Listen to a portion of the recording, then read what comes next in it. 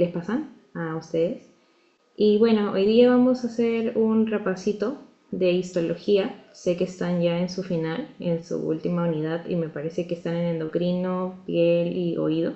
¿Me confirman eso? Bueno, me han chismeado eso, así que por eso vamos a hacer este repaso de 3 temas, un poquito extenso. Quiero saber, creo que sí me dijeron de que se puede ver mi pantalla. Me avisan, por favor. Sí. Y tenía que grabar, ¿verdad? Voy a grabar. ¿Dónde está? Recording in progress. Sí se ve, ¿no? Chicos, me avisan. Listo el chat para que puedan hablar, por cierto. Bueno, me confirman que se ve y yo inicio. Igual lo tienen grabado y le voy a pasar a su delegada la grabación. Su examen creo que es mañana, ¿no? Me parece.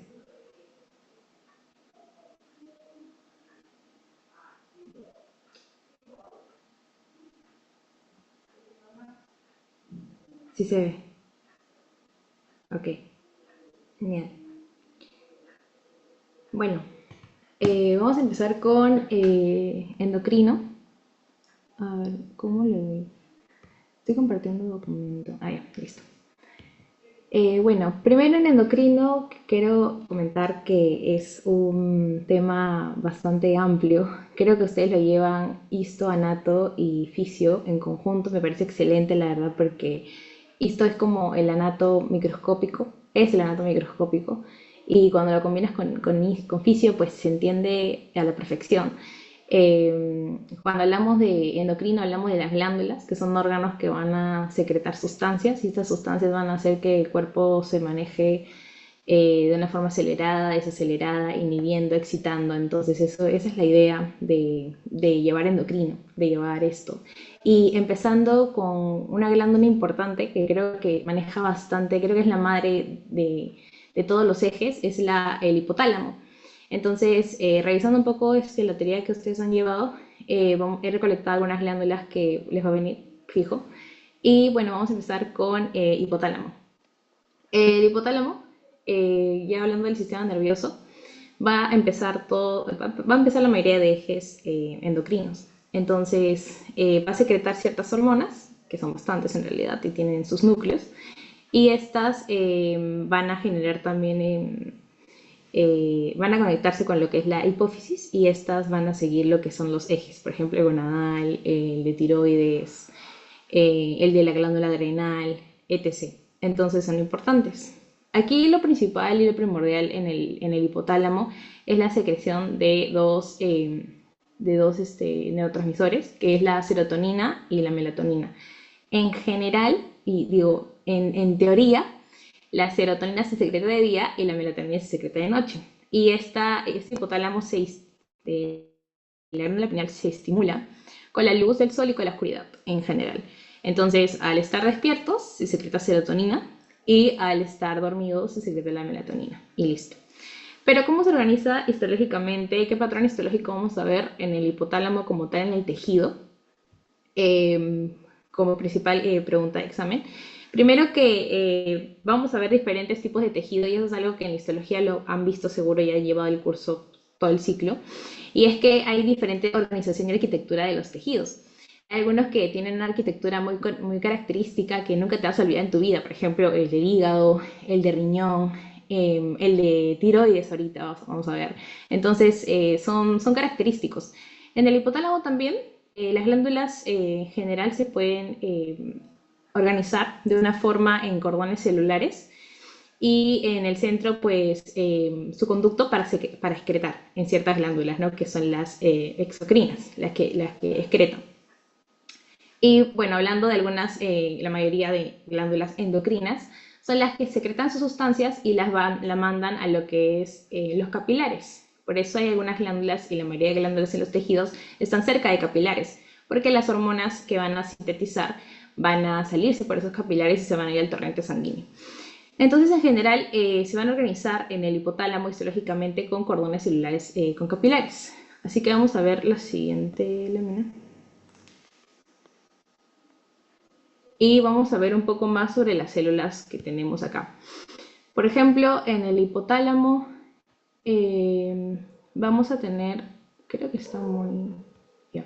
Vamos a tener en el hipotálamo a los pinealocitos. Los pinealocitos van a ser estas células de acá, basófilas, que vamos a ver en el tejido, y van a ser células basófilas con prolongaciones, con dos prolongaciones en realidad. Estas prolongaciones van a servir porque van a estar conectadas este tejido de hipotálamo a axones amielínicos, no sé cómo se dice, para excretar lo que es la serotonina y para que vaya al torrente sanguíneo y también a las neuronas y también la melatonina en general. Otra cosa importante y crucial del tejido del hipotálamo van a ser estos corpúsculos que van a ver que son bien basófilos, o sea, no tienen núcleo, no son como los pinealocitos, sino que van a ser los corpúsculos arenáceos o la arena cerebral. Esto básicamente nos va a servir, y son acúmulos de calcio en la glándula pineal, nos va a servir para ubicarnos en que estamos en un tejido de hipotálamo. Muy aparte de encontrar los pinealocitos, vamos a encontrar estos acúmulos de calcio en la glándula pineal y esto nos va a indicar de que estamos en tejido de la hipófisis, del hipotálamo. Vamos a seguir ahora con la hipófisis. ¿Tienen alguna pregunta de hipotálamo? Si tienen alguna pregunta la pueden ir dejando en el chat y nosotros vamos respondiendo en lo que vamos, porque son bastantes glándulas. Ahora vamos a hablar de la hipófisis. Siguiendo el eje, ¿no? El eje del hipotálamo hipófisis. Primero, hablando de hipófisis, vamos a tener dos componentes de por sí de la hipófisis, la adenihipófisis y la neurohipófisis. Y en teoría de esta hipófisis van a salir 8 hormonas, pero no todas las hormonas que excreta la hipófisis van a ser secretadas por la misma hipófisis, porque la pars nervosa, la parte posterior de la hipófisis, que también se conoce como neurohipófisis, no es que secreta oxitocina ni antidiurética, sino que la almacena. Pero cuando el cuerpo la necesita, ahí recién la va a excretar. Pero no es que aquí mismo se secreta. A diferencia de la adenihipófisis o la pars anterior y la pars intermedia, que sí va a secretar y va a excretar estas 6 hormonas importantes. Ahora, es un poco al inicio complicado cuando estás llevando histología, cuando estás llevando fisiología, aprenderte cuáles son las 6 hormonas que secreta la adenihipófisis, pero eso siempre es pregunta de examen en realidad. Viéndolo así, vamos a tener los ejes en general. El eje de la tiroides, que es una glándula importantísima, si la tiroides no existimos, la TSH y la tirotropina. Otra hormona importante y otro eje importante es el eje gonadal, que va a secretar las gonadotropinas, y en estas vamos a tener la FSH y la LH, la hormona folículo estimulante, que ayuda con lo que es el ciclo menstrual, y la hormona luteinizante, que en las mujeres induce la ovulación y en los hombres estimula lo que es las células de Leydig para la secreción de testosterona, ¿no? Que de hecho el órgano que más secreta testosterona y es más importante como fuente de testosterona y andrógenos es los testículos en el hombre. Pero también vamos a darnos cuenta que la secreción de andrógenos se da también en un rol importante en la glándula suprarrenal, que la vamos a ver más adelante. Siguiendo con otro eje, vamos a tener el eje de la hormona de crecimiento. Hormonas importantes es la que secreta la adenihipófisis, la somatotropina o la hormona de crecimiento. Otro eje es el eje de la glándula adrenal. Entonces, busca todos los ejes posibles, lo van a tener la adenihipófisis, una hormona que va a secretar. La adenocorticotropa. Y por último, en mujeres, al momento de dar la lactancia y al momento de que haya la succión en la lactancia materna, la prolactina. Esas son las 6 hormonas importantes que secreta la adenihipófisis. Y dentro de ese tejido vamos a tener lo siguiente. Tenemos, todo tejido tiene parénquima, que es la parte funcional que hace el tejido su propósito, y la parte de sostén, que es el estroma, y también puede tener lo que es la parte nutritiva, ¿no? En esta vamos a tener células epiteliales, ¿no? Que van a conformar la adenihipófisis. Y vamos a tener las cromófilas, células cromófilas, o sea, las que se van a teñir en el tejido, y las cromófobas que no van a tener tinción. Ahora, en las cromófilas vamos a tener las bien rosaditas, las acidófilas, que van a conformar el 50% del tejido, y las basófilas, que van a ser las moraditas, 20%, a diferencia de las cromófobas, que van a formar 30%. Ahora, ¿esto por qué es importante? Porque cada una de estas células va a secretar diferentes hormonas. Primero, hablando de la parte posterior de lo que es la hipófisis, o sea, la neurohipófisis, vamos a tener que va a conformar axones. Acá tenemos una vista muy general de lo que es la hipófisis. Si se dan cuenta, esta zona es más rosadita que esta zona de acá, ¿no? Y es porque sí son diferentes. Esta es la neurohipófisis y esta es la adenopófisis. Acá le hacemos un zoom y esta va a seguir siendo la neurohipófisis. Y le hacemos un zoom y acá vamos a seguir teniendo neurohipófisis. Y aquí lo que vamos a tener en general, y por qué es más pálido, a diferencia del tejido de la adenopófisis, es porque esto van a conformar tejido nervioso, axones. Y los axones no pintan, son pálidos. Lo que va a pintar son sus células gliales que lo acompañan a la vaina, y estas van a ser los núcleos alargados, ¿no? Y en general esto es lo que vamos a ver en el tejido. Por eso es que este tejido es un poco pálido. Pero ¿qué es lo importante en la neurohipófisis y dónde van a estar almacenadas la oxitocina y la antidiurética, que son las hormonas que al final nos van a importar? Es en los cuerpos de Herring, que van a ser estos, o sea, mira, nosotros vamos a ver los axones y bueno, los vemos en una forma desordenada, pálidos, con núcleos alargados que van a ser sus células gliales que los acompañan, y eso es tejido nervioso y no viene al caso.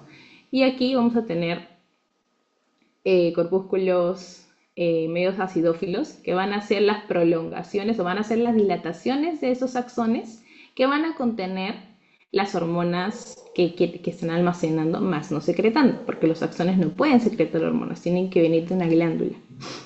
Y las van a almacenar, y cuando el cuerpo lo requiera, van a ser excretadas al torrente sanguíneo. Entonces, eso es neurohipófisis. Sigamos con adenopófisis, que esta sí es un poquito más interesante, porque secreta diferentes tipos de hormonas según su tipo de célula. Entonces, hablando de la adenopófisis, tenemos las acidófilas, tenemos las basófilas y tenemos las cromófobas. Las cromófobas no se van a teñir y van a ser pálidas. Lo vemos en esta imagen de acá. Me estoy viendo con lag. Sí se puede ver, ¿no? Bueno, vamos a ver si me resiste mi lag. Las acidófilas y las basófilas son las importantes acá. Sí les dije que la arquitectura de la adenopófisis va a un 50% de lo que es toda la parsa anterior de la adenopófisis, o bueno, la parte que secreta hormonas como tal. Y son las células bien fucsias. Son células bien fucsias que vamos a ver acá, en la parte derecha. Y bueno, las que son moraditas van a ser las basófilas. Ahora, ¿qué células secretan qué hormonas? Como tal, las acidófilas, las que conforman el 50%, van a excretar lo que es hormona de crecimiento, muy importante. Para nosotros toda nuestra vida vamos a tener hormona de crecimiento, y prolactina, para la lactancia materna. Y que va, bueno, en realidad la succión misma al momento de que el recién nacido haga la lactancia, secreta esta prolactina y la excreta de por sí también para la lactancia. Las basófilas van a ser de los 3 ejes, en realidad, así te los puedes acordar, por los 3 ejes principales que tenemos en el cuerpo. La de las gonadotropinas, la de la tirotropina y la de la tiroides, de las gónadas y de la glándula adrenal. Así que no sé si me va con lag. Si no, comparto pantalla, pero igual no siquiera están comentando. Voy a compartir pantalla, chicos, mejor. Mira cómo se comparte pantalla. Ups.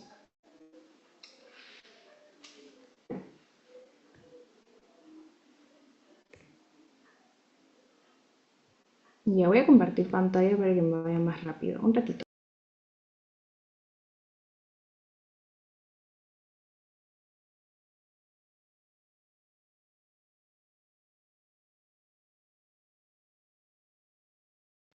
Ya listo. Los pros de compartir pantalla es que puedo...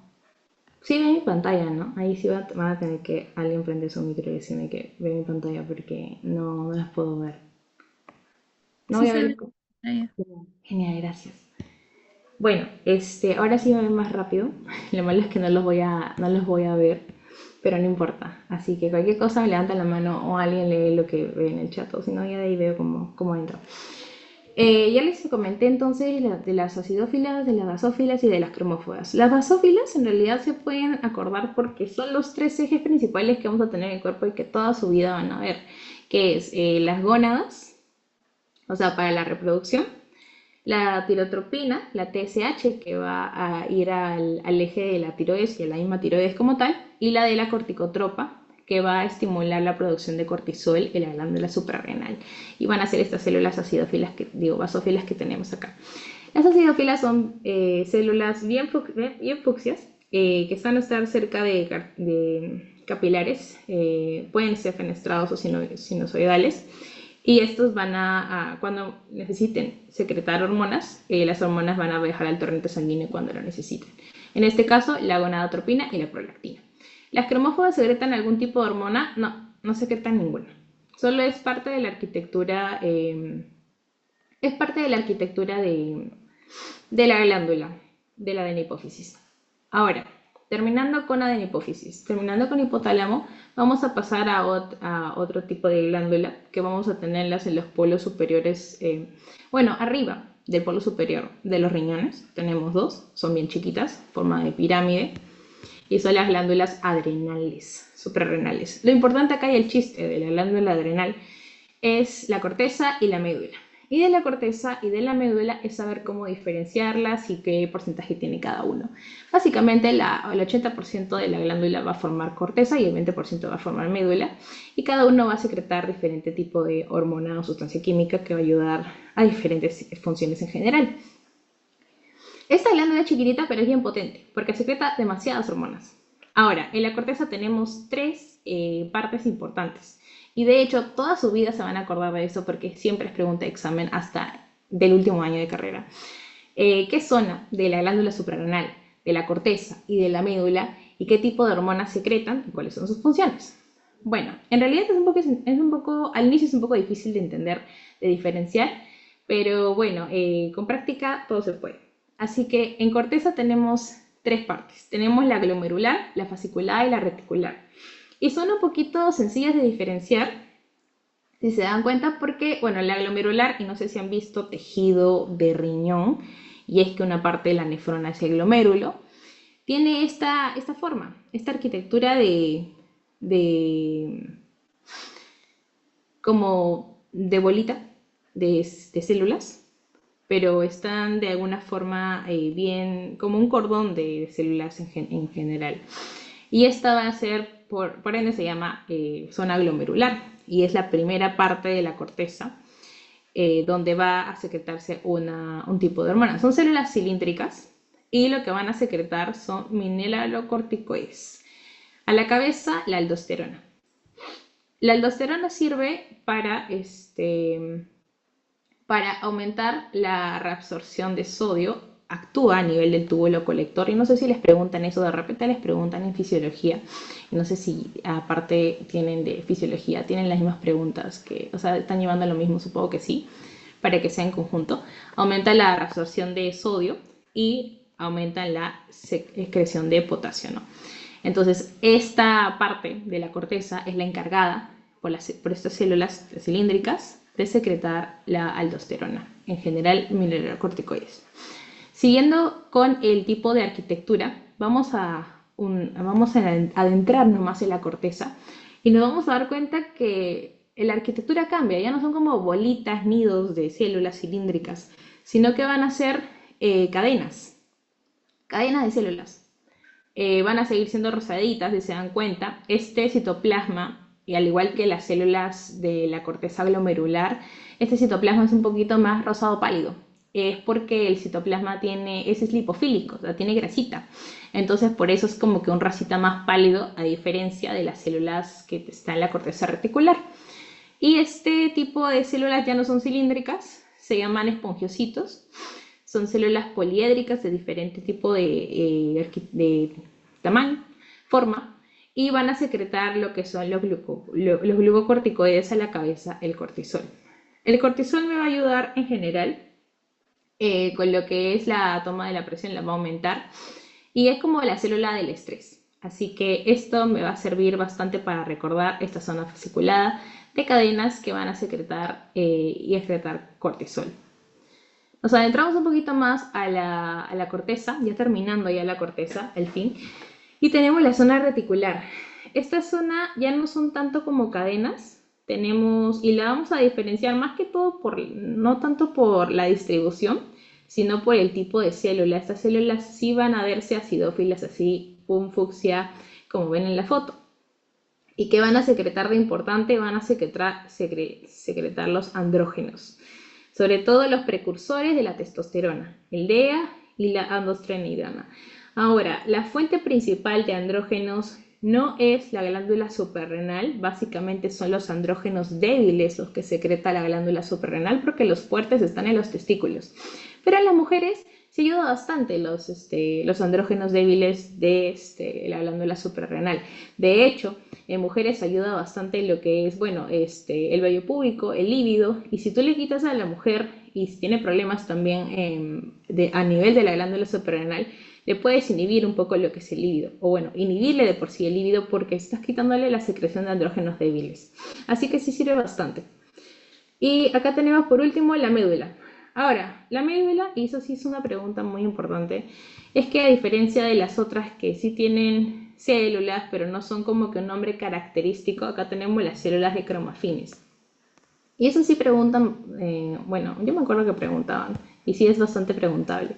La médula, las células de cromafines, no son células acidófilas, si se dan cuenta de la coloración de hematoxilina y eosina, son células basófilas, y van a secretar lo que es las catecolaminas, la adrenalina, la noradrenalina, que actúan a nivel de, bueno, la adrenalina a nivel del sistema nervioso simpático con no sé si les han explicado de repente en clases de fisiología el sistema nervioso simpático que se activa al momento de la huida, al momento del miedo, aumenta el tono del tono vascular, vasoconstricción, y sobre todo la noradrenalina, vasoconstricción muy potente. Entonces son preguntas que te haces al momento de preguntarte qué hacen las catecolaminas como tal. No sé si lo podrían preguntar, pero es un poco probable que lo hagan porque de por sí la corteza es bastante rica en preguntas de examen al momento de hablar de suprarrenal sobre todo. Terminando con la glándula suprarrenal, vamos a pasar a la tiroides, otra glándula muy bonita, muy preguntable.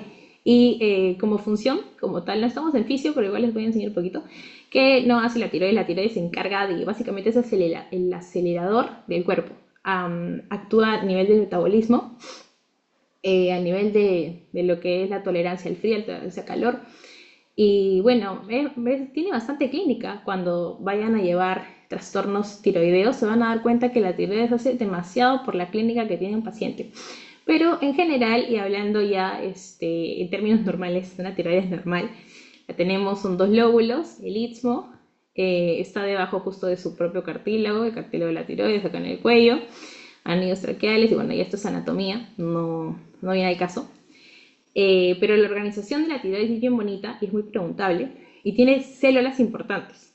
Ahora, su organización viene en epitelios por cordones y la unidad funcional van a ser los folículos. Un folículo me va a conformar las células foliculares que vemos acá, que es como que un collarcito de células cúbicas, y lo que está dentro, que es la sustancia coloide, que es como una gelatina homogénea, rosadita, que van a ver en las fotos. Esta es la arquitectura de la tiroides. Vamos a tener las células foliculares con su coloide. Y estas ramas rosaditas que vemos acá son los tabiques que forma el estroma. porque también va a envolverse en una cápsula, pero eso ya no viene al caso porque solo son funciones de arquitectura y de soporte de la misma tiroides. Lo que importa son su arquitectura interna de sus folículos. Entonces acá tenemos a los folículos. ¿Cuál es la unidad funcional de la tiroides? Es el folículo tiroideo. Acá tenemos entonces los folículos tiroideos. Es un epitelio simple, cúbico. No sé si ven acá las líneas. Es simple, solo es una fila de células. Y son cúbicas. De hecho, son demasiado cúbicas. Es un buen ejemplo si tú quieres ejemplificar cómo es un epitelio simple cúbico. Mira un folículo tiroideo y te van a mostrar. Esa es una, la célula folicular. Otra célula importante de la tiroides es la que está entre folículos y es la parafolicular. Bueno, siempre vamos a tener cerca de glándulas capilares para que por ahí pasen las hormonas y se vayan al torrente.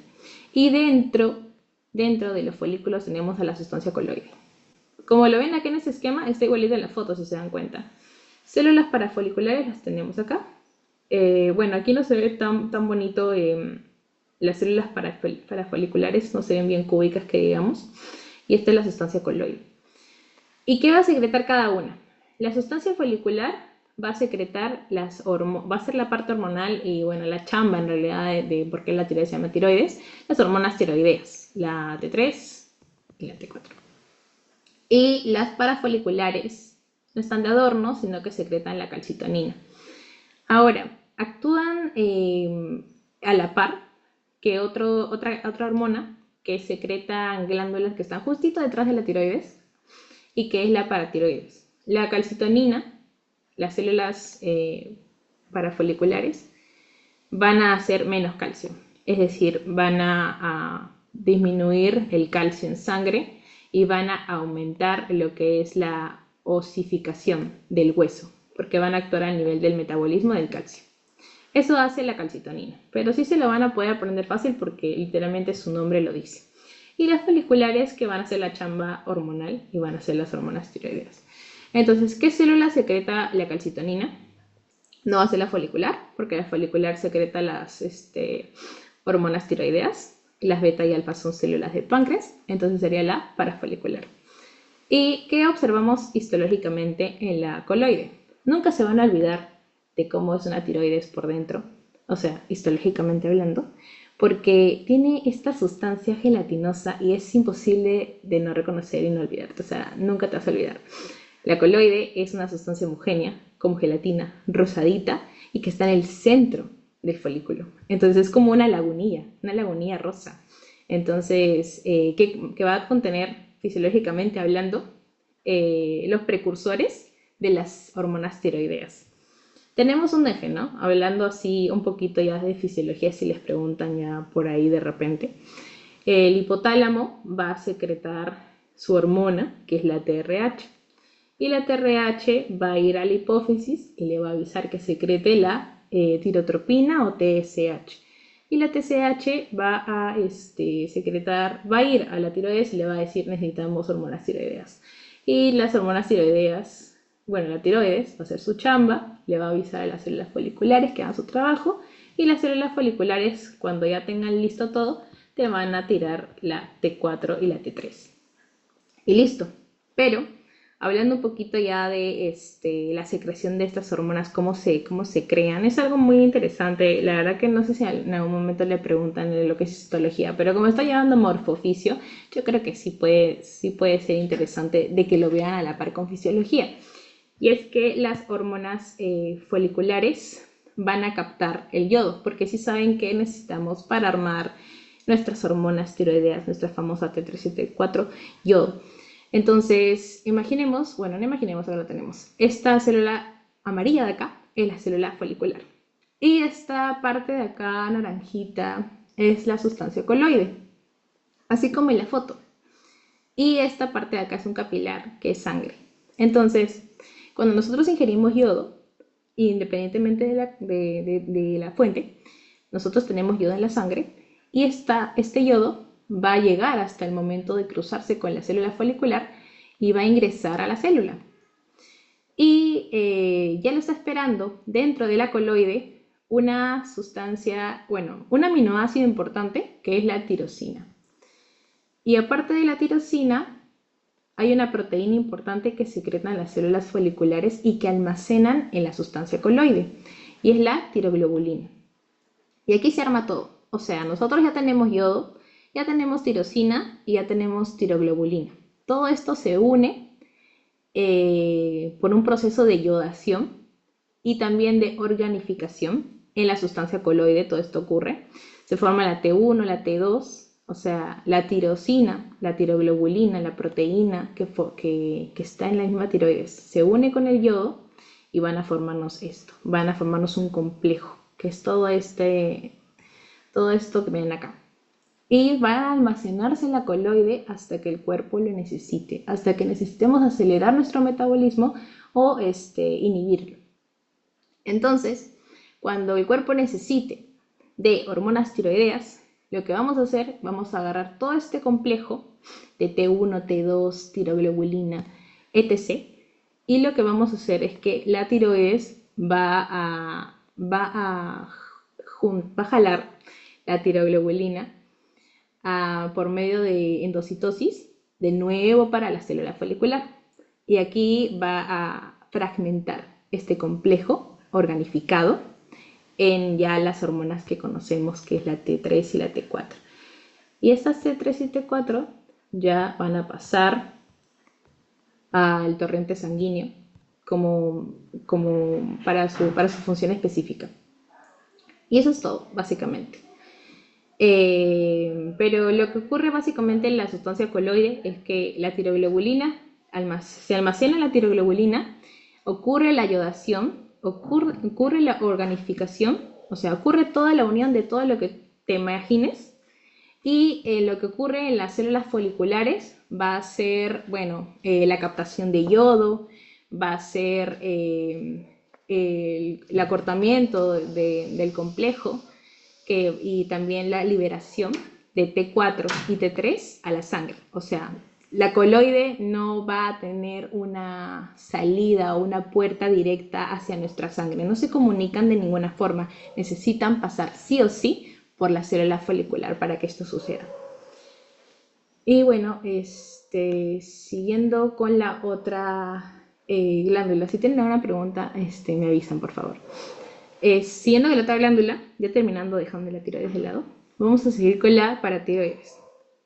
Las paratiroides son básicamente 4 glándulas chiquititas.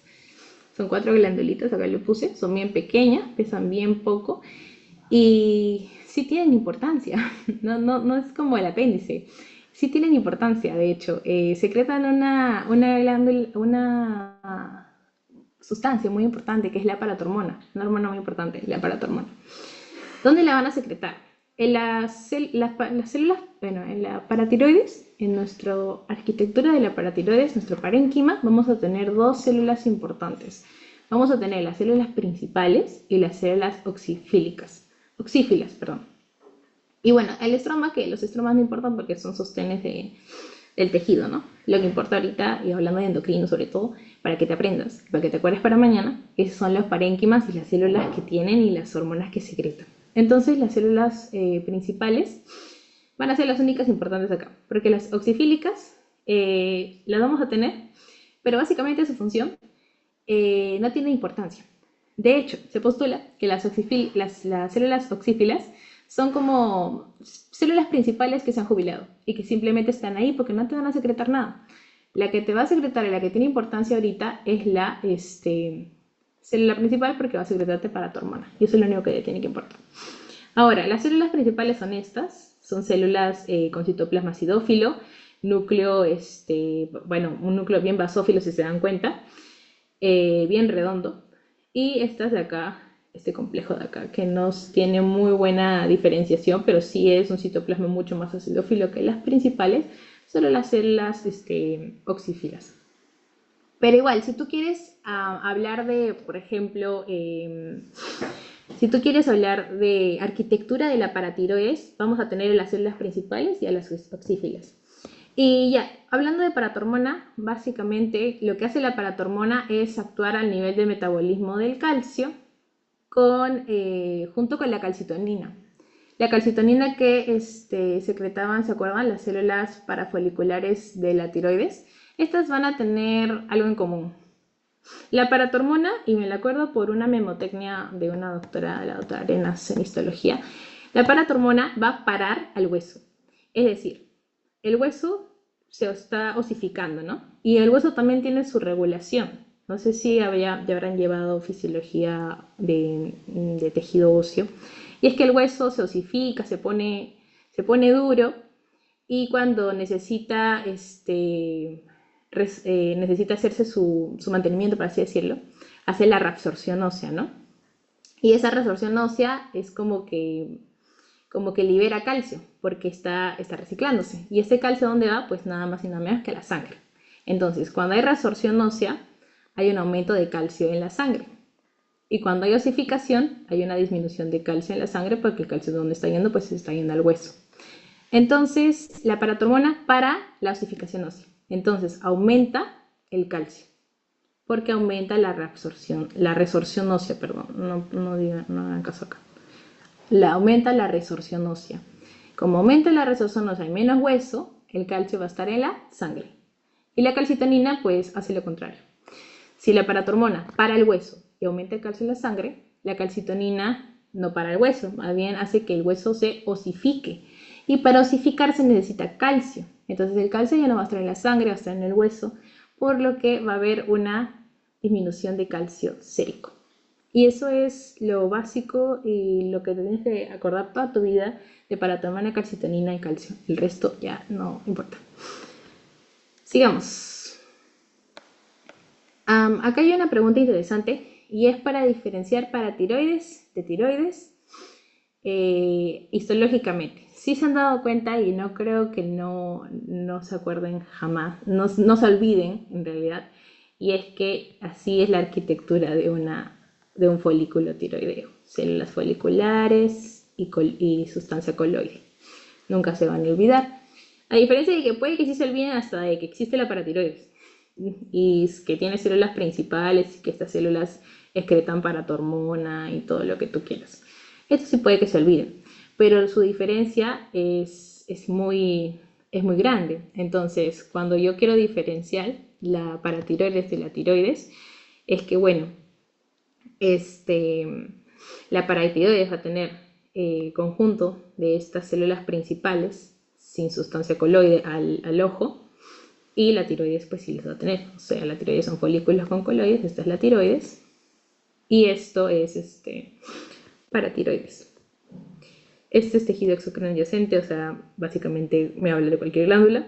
Y corpúsculo de Herring, que donde vamos a hallar los corpúsculos de Herring, vamos a hallarlos en la neurohipófisis. ¿Y qué van a tener dentro? Van a tener oxitocina y antidiurética. Siguiente glándula, y creo que es la última de endocrino, y es el páncreas. El páncreas es un órgano bien bonito. De hecho, tiene dos funciones importantes. El páncreas endocrino, o sea, el páncreas que va a tener sus hormonas, y el páncreas exocrino, que va a formar parte de lo que es la digestión y las enzimas pancreáticas y todo lo que tú quieras. Pero ahorita, hablando del endocrino, vamos a hablar un poco de las células que van a secretar sustancias importantes. Y la arquitectura del páncreas va a ser los cordones irregulares, o llamados también, y nunca te vas a olvidar ese nombre, islotes de Langerhans, que van a tener 4 tipos de células importantes.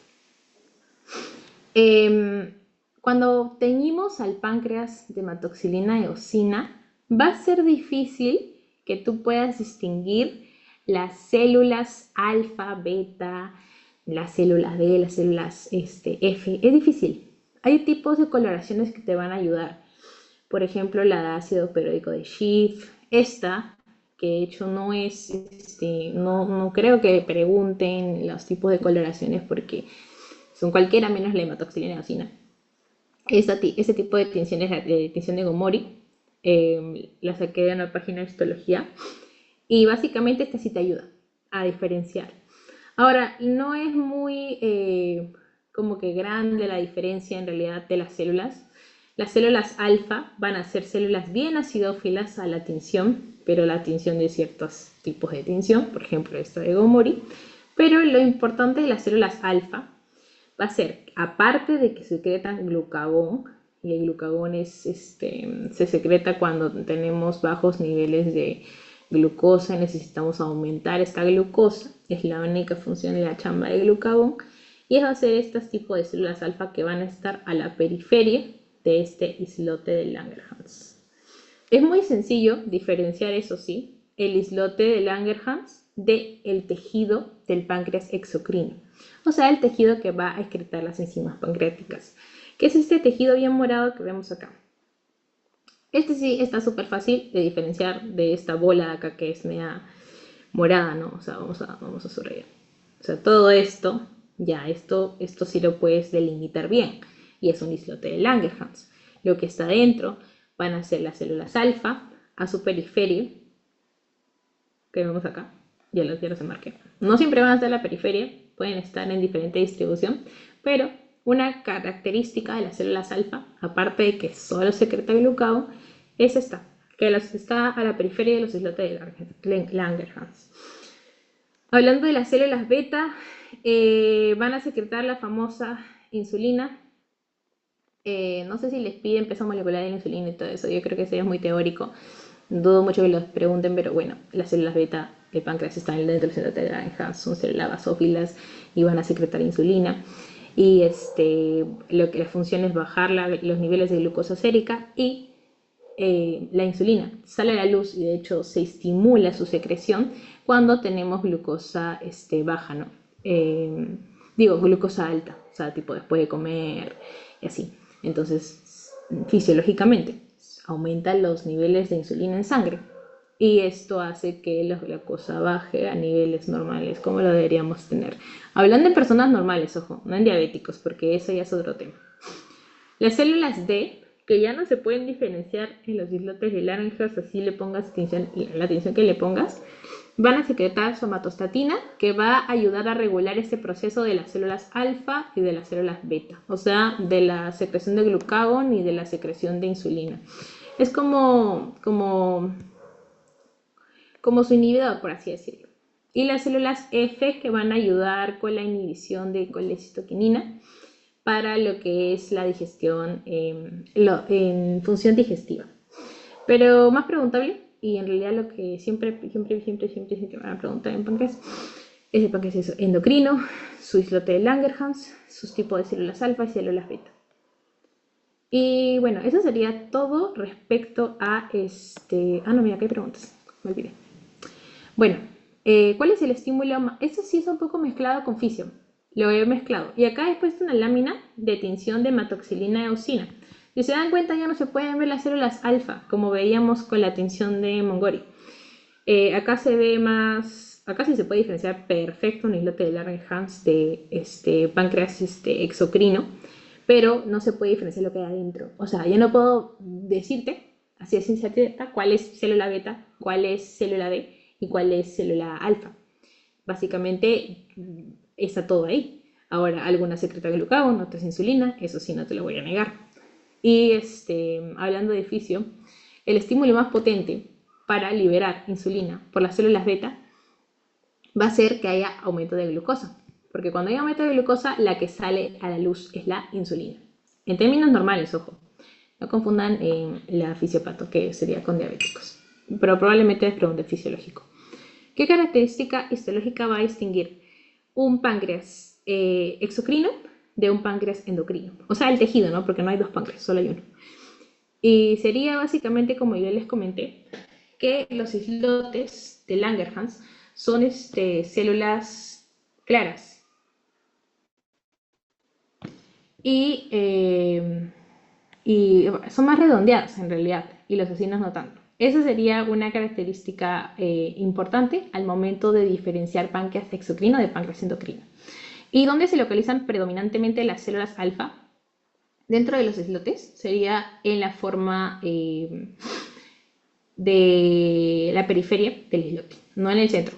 Más que todo en el centro se podría ya, si tendrías que marcar alguna, serían las células beta. Y bueno, terminando con páncreas endocrino, no sé si hay alguna pregunta o todo está bien hasta acá, porque ya vamos a pasar a un segundo tema que es piel. ¿Me avisan? Y ahorita voy a igual seguir compartiendo.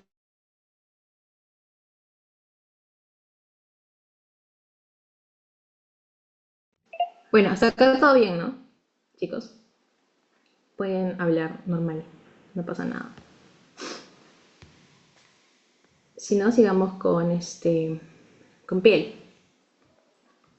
No sé por qué les han mezclado endocrino, piel y oído, la verdad. No tiene, en mi mente no tiene mucho sentido. Pero, pero bueno, sigamos. Ya están terminando el curso. Así que fuerzas. En piel, en realidad, y faneras, me olvidé, faneras también. O sea, uña, pelo. Vamos a hablar piel es la verdad que la parte más sencilla de histología. ¿Por qué? Porque básicamente solo vamos a hablar de dos cosas, epidermis y dermis. Epidermis, la capa más superficial de la piel, que va a tener, y acá sí esa sí es la única pregunta que te podrían hacer de epidermis, los estratos de la piel, que son 5.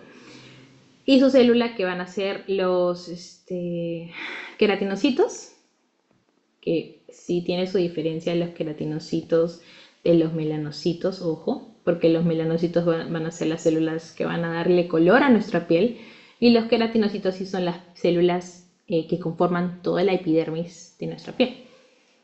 Y bueno, lo que está debajo de la epidermis, que va a ser la dermis papilar y la dermis reticular.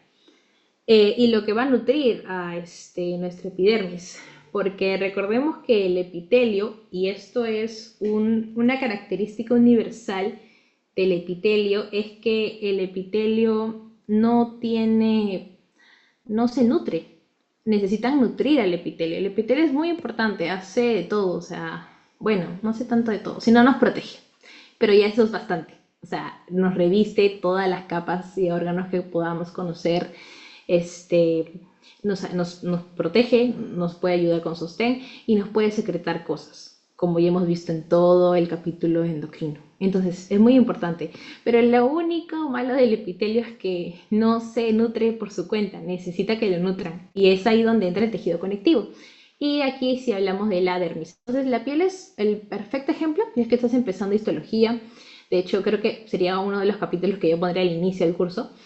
Y básicamente esas son las cosas más importantes. Ahora, la piel tiene sus estratos, y eso sí es como que wow, bastante. Pero no tanto, porque por ejemplo en retina creo que hay 7 capas de la retina, y eso sí me parece me parece peor. Entonces aquí es como que un poquito más sencillo, un poquito más tranquilo de llevar y más llevadero.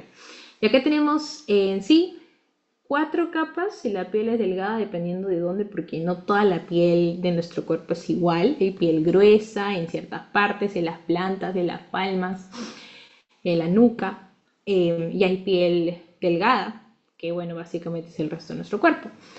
Y cuando hay piel gruesa hay 5 capas que le agregas el estrato lúcido. Y cuando el resto de nuestro cuerpo va a ser con estrato córneo, granuloso, espinoso y basal. Y el tejido conectivo que va a nutrir y es la dermis, ¿no? Ahora, lo importante y lo preguntable acá es que cuando nosotros tenemos epitelio, siempre que tú tengas un epitelio, independientemente de qué tejido, de qué tema, y creo que eso ya deben saberlo, pero bueno, si no lo saben, es diferenciar el epitelio del tejido conectivo. Delímitalo, así como si estuviéramos viendo un mapa. Y ahí ya te vas a agarrar de que esto es epitelio y esto es dermis. Bueno, o tejido conectivo. Entonces, vemos primero la primera capa del epitelio, o sea, la capa más de al fondo, por así decirlo, la capa que inicia todo, donde van a estar las células madre, que van a reproducir, van a generar que el epitelio siga de por vida, y es la capa basal, el estrato basal. En ese estrato basal vamos a encontrar las células madre, o sea, las células que van a hacer mitosis. Es muy común encontrar en el estrato basal células en plena mitosis, en plena reproducción. Los melanocitos y los queratinocitos, la primera capa de queratinocitos. Si seguimos, ya no vamos a encontrar tanto células planas. Bueno, no planas, son cilíndricas al inicio. Pero, verdad, para esto, ¿qué tipo de epitelio? Y creo que esto ya sí, eso sí lo deben saber porque es algo muy, eso es el inicio para histología. ¿Qué tipo de epitelio es la piel? O sea, cuando hablamos de un tipo de epitelio es con su oración completa, no es un nombre completo, como le dicen las doctoras. Es un epitelio, simple, cilíndrico, cúbico, es simple. Si tiene más de una capa, ¿qué es? Estratificado. No, espérense. Me confundí con plano. Es un epitelio estratificado. Si tiene una capa es plano. Bueno, o simple. Digo, simple. Estratificado, plano o cúbico o cilíndrico. Y lo siguiente es si tiene queratina o no tiene queratina. La piel, el único epitelio que tiene queratina es la piel. Entonces se pone queratinizado. Entonces la piel, epitelio estratificado. Epitelio plano, estratificado, queratinizado. Y hablando de eso, ya podemos hablar de las capas. Ahora, el estrato córneo es la queratina de las células planas muertas ya, que es la capa más superficial y es donde vamos a ver la queratina así como unas líneas, unos fragmentos acidófilos que van a estar en la superficie. Ahora, el estrato basal, ya he hablado que es la primera capa del epitelio, tiene las células en plena mitosis, las células madre, los melanocitos. La siguiente capa es el estrato espinoso, ya no vemos tanto lo que es la mitosis. Vemos a unas células ya no tan cilíndricas, tan bien diferenciadas, acá bien bonito, como que con ordenaditas, ya las vemos un poquito más tomando forma de estratos y son poliédricas, tienen forma de ojo, forma de cubo, tienen diferentes formas y es normal, no es patológico. Y lo que van a tener de importante van a ser las células, y eso sí es pregunta de examen, las células de Langerhans. Ahora, las células de Langerhans, sí, es el mismo nombre que los islotes de Langerhans, solo que estas son células, no son islotes. No, si es para escribir, pongan células. ¿Qué función tienen las células de Langerhans? Básicamente, la piel, aparte de, ser una capa de revestimiento, nos va a proteger. Y la piel también tiene respuesta inmune. Y esta respuesta inmune se da gracias a las células de Langerhans, que van a ser estas células de protección de respuesta inmune para el cuerpo. Y van a estar en el estrato espinoso. Seguimos subiendo a la superficie de nuestra piel, estamos hablando del estrato granuloso. Son células un poquito más ya tomando color, más basófilas, más planas en realidad, como debería ser el epitelio plano estratificado. Y esta es ya la última capa de células que vamos a tener, porque la siguiente ya sería el estrato córneo. Y eso es básicamente todo en epidermis. Ahora, creo que por acá había puesto así mapas, resúmenes para que lo puedan tener. Si quieren, mis diapositivas me avisan. Esto ya hemos hablado. Algo importante también de ¿cómo se llama? Del estrato espinoso, aparte de las células de Langerhans, es que acá se lo van a tener bien bonito. Acá van a ser células poliédricas. Acá tenemos así lámina basal, la primera capa, que se ve un poquito ya bastante ordenado. Estrato basal. Este ya sería el estrato espinoso, donde van a estar las células de Langerhans, entición, hematoxilina, eosina y en general. No vamos a diferenciar las células de Langerhans, pero sabemos que se encuentran en este tipo de estrato espinoso. Células poliédricas, como en forma de ojo. Y van a tener entre sus uniones intercelulares, o sea que se van a conectar entre sí a los desmosomas. Importante porque sí lo pueden ver. Estrato granuloso, porque van a estar bien basófilas. Y de ahí el estrato córneo, que es la queratina. Eso sería todo de la dermis, digo de la epidermis. Siguiendo con la dermis, que es el tejido conectivo, básicamente tenemos la papilar y la dermis reticular. La papilar es la capa que le sigue hablando de la epidermis. Si estábamos hablando acá de la epidermis y estamos bajando la dermis, esta, la primerita, sí, las primeras partes del tejido conectivo que está debajo de la epidermis es la papilar. Este tejido conectivo es más delicado, por eso le pongo la delicada. Es tejido conectivo laxo, tiene fibras de colágeno, de elastina, bueno, todo lo que conforma un estroma, ¿no? Y lo que tiene son capilares y terminaciones nerviosas. Y acá sí es importante la dermis en este sentido. No solo va a nutrir a nuestra epidermis, sino también va a tener las terminaciones nerviosas que hacen que nosotros podamos sentir con la piel. No solo que la piel nos cubra, sino que también tengan terminaciones. Y aparte, debajo de esta dermis papilar, que ese es el chiste de la dermis papilar, tenemos la dermis reticular. Tejido conectivo más denso, como vemos en esta foto. Vasos más grandes si se pueden ver. También va a nutrir. Va a tener a las glándulas, sobre todo las glándulas sudoríparas, las sebáceas. Y va a generar más resistencia y soporte y va a llamar más que todo, bueno, la piel de por sí, que sea elástica y de soporte, es por este tipo de dermis que es la papilar, ya no tanto por la conformación. Ahora, los receptores sensoriales, que es también la parte importante de la dermis, aparte de nutrir a nuestra epidermis, y les estaba hablando y les puse un cuadro acá, y es un cuadro, es muy práctico en realidad, pero básicamente se van a acordar así. Todas las terminaciones nerviosas que están en nuestra piel no van a estar en el epitelio. En el epitelio no hay nervios, porque tampoco hay vasos. En el epitelio solo hay células que revisten, y eso es siempre. Acá lo que vamos a tener en la dermis es las terminaciones nerviosas.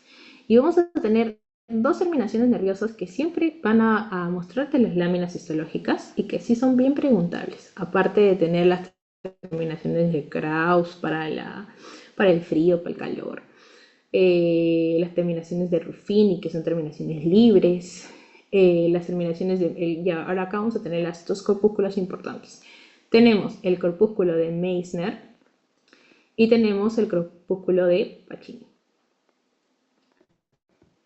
¿Y de qué me sirve cada uno? Bueno, el de Meissner básicamente va a ser para tacto fino. Y va a estar en la dermis superficial, en la dermis papilar. Ni bien termina el epidermis, bueno, digo, en la dermis en general. Ni bien termina el epidermis, en la dermis papilar vamos a tener el corpúsculo de Meissner. Y te va a encargar el tacto fino. Y te puedes acordar así. Si está en la parte más superficial, es porque tiene una función bien fina, bien finita, bien delicada. Tacto fino. ¿Y de Pacini cuál va a ser su función? Esta, si está más adentro, más al fondo, en la dermis profunda, en la dermis reticular. Y esto se va a encargar de una función más tosca, no tanto de una función tan fina, tan arriba, sino una función de tensión, de presión, digo, acá abajo le ponemos no tacto, presión profunda. Y la vibración. Y básicamente eso es lo que vamos a tener. ¿Y cómo lo vamos a diferenciar? Acá vamos a tener, este es un tipo de terminación nerviosa. Acá tenemos los axones. Y en general, bueno, en las terminaciones nerviosas de general vamos a tener axones que van a ser los axones del nervio aferente que va a mandar la información para que nosotros podamos sentir. Estas dos de acá sí van a ser las terminaciones importantes. Toda terminación está en dermis. Ahora ponte a ver si está en dermis papilar o reticular y su tipo y su nombre. Por ejemplo, la que tiene forma de mitocondria, no sé si se acuerdan de la mitocondria, es como que así, en rayita. Esta es el corpúsculo de Meissner. Y va a estar, ni bien toca, o sea, está casi tocando, si se ven, la epidermis. No sé si pueden diferenciar esta parte de acá. Es ya el fin de la epidermis. Estamos como que, esta es la parte de arriba, la queratina. Bajamos, estamos en la capa basal de la epidermis. Y acá, ni bien está empezando la dermis, encontramos esta mitocondria, por así decirlo. Es el corpúsculo de Meissner que se encarga del tacto fino. Y el que le sigue, pues este es el corpúsculo de Pacini. Yo le pongo así, escribo así. Este sí es como que terminaciones concéntricas, en capas de cebolla le dicen. Y esto sí está más adentro, en la dermis profunda. Y son axones. Estos son axones, solamente que los axones, cuando hablamos de axones, no se van a teñir bien y su tinción es básicamente blanca. Lo único que va a teñir es la vaina y bueno, las células gliales que van a ser su núcleo, ¿no? Y va a ser el alargado. Y cuando veamos una terminación en capas de cebolla, en dermis reticular, es un corpúsculo de Pacini para presión profunda. Ahora hablando de faneras, vamos a seguir con pelo. En pelo, básicamente, si seguimos, esto es piel delgada. Este es dermis, este es epidermis, esta es queratina. Y el vello lo tenemos ahí nomás con la piel, ¿no? Eso es lo que acompaña. Cuando nosotros vamos a hablar de pelo, la raíz del pelo donde van a ser es en el bulbo piloso. Y este va a ser nada más y nada menos que invaginación de la misma piel. O sea, por dentro del nacimiento de un pelo hay piel. Y vamos a darnos cuenta y lo vamos a tener en las partes por acá. Acá es el más bonito. Tenemos las vainas, la vaina interna y la vaina externa, el músculo erector del pelo, el que va a hacer que el pelo se pare, y también lo que va a acompañar al bulbo piloso, al folículo del pelo, que va a ser las glándulas sudoríparas para sudar. Ahora acá les he puesto las partes para que me puedan seguir. Esta parte del folículo piloso del nacimiento de un pelo, o sea, las partes donde está en el pelo, vamos a tener al bulbo piloso. Esta va a ser la parte más importante del pelo. Va a ser el nacimiento del pelo en general, el bulbo piloso. Vamos a tener a este grupo de células así en conjunto, no sé si la ven así como agrupadas ahí en el inicio del nacimiento del pelo, porque van a ser las células germinativas de este y van a rodear la papila dérmica. ¿Qué es la papila dérmica? Si estas células son células germinativas que van a generar el nacimiento del pelo, es tejido epitelial. También va a ser tejido epitelial que va a revestir, porque el pelo, la salida del pelo y el camino del pelo también es tejido epitelial que va a estar revestido. Y debajo de un tejido epitelial siempre tiene que haber un tejido conectivo, porque si no, ¿cómo se nutre? No se va a nutrir solo. Entonces, el que va a nutrir al pelo va a ser la papila dérmica, pero el que va a darle nacimiento al pelo va a ser el bulbo piloso. De ahí vamos a tener ya otras partes. Por ejemplo, las capas celulares que van a acompañar al trayecto del pelo. Van a ser la vaina radicular interna y la vaina radicular externa. La glándula sebácea que va a estar asociada al folículo. Pero en general, para que tengan en cuenta, estas son las partes más importantes de nuestro pelo. Tenemos acá el pelo, al tallo y todo lo que sí. Ahora sigamos con faneras. ¿Qué hora es? Son las 10. Ok, estamos bien. Las faneras vamos a seguir con, ya hemos hecho pelo, ahora vamos a hacer uña. La uña tiene varias partes en láminas. Creo que estas láminas también son de la teoría. No hay muchas láminas histológicas de uña que digamos en internet. Así que creo que también son de la teoría, porque yo me acuerdo que aprendí con estas láminas. Voy a mostrarles para que se guíen que la uña no es nada más y nada menos que queratina. Es una lámina ungueal. Una placa ungueal, que es la placa de la queratina. Es la queratina dura, la que vamos a tener, la que nos pintamos. ¿Y dónde la vamos a tener acá para que lo puedan ver? A ver acá, miren, esta es la uña, ¿no? Debajo de la uña va a descansar sobre tejido epitelial, que va a revestir esa parte del dedo. O sea, la uña no es como que abrimos nuestra uña y vamos a ver, no sé, tejido conectivo. Es que siempre, en todo lado, donde tú puedas imaginar, va a haber tejido epitelial revestiendo. O sea, en todo lado, de verdad, en todo lado.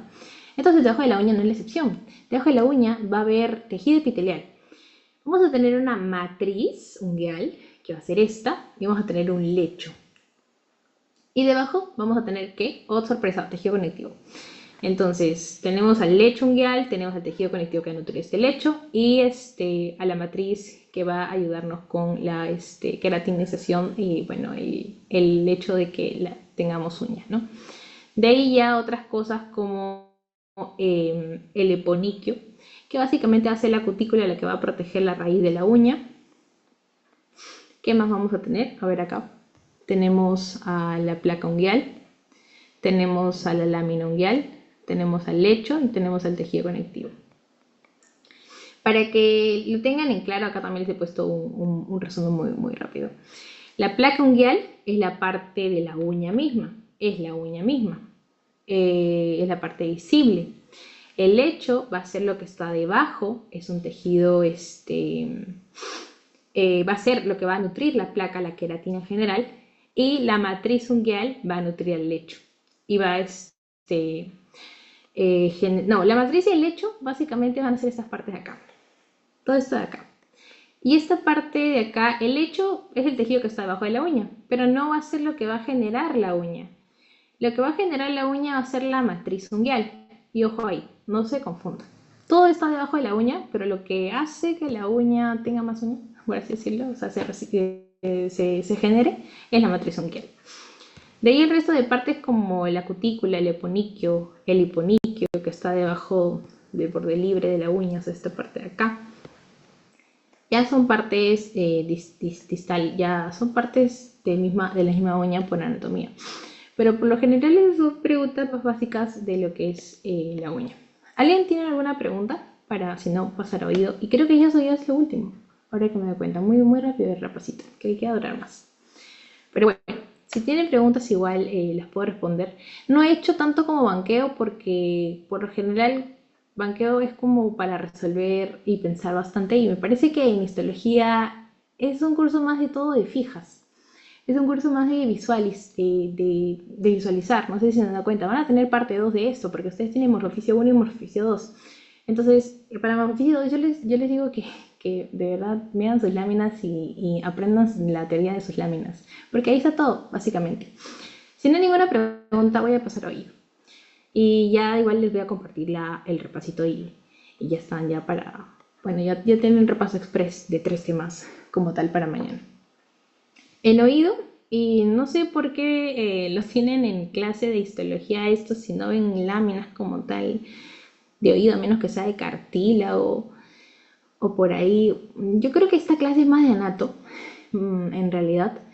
Es el oído, en general tenemos 3 partes. O sea, el oído, no estamos hablando de la oreja, ¿no? Que es la parte de acá.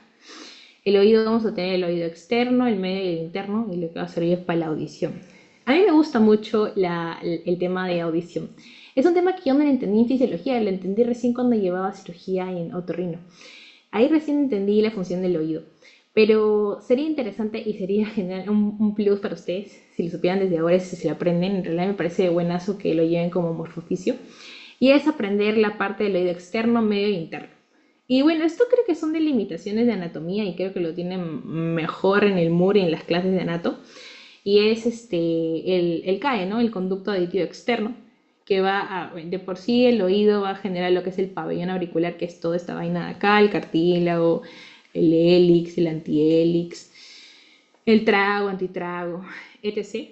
La parte de lo que es el canal auditivo hasta llegar a la membrana timpánica y ahí se cierra oído externo.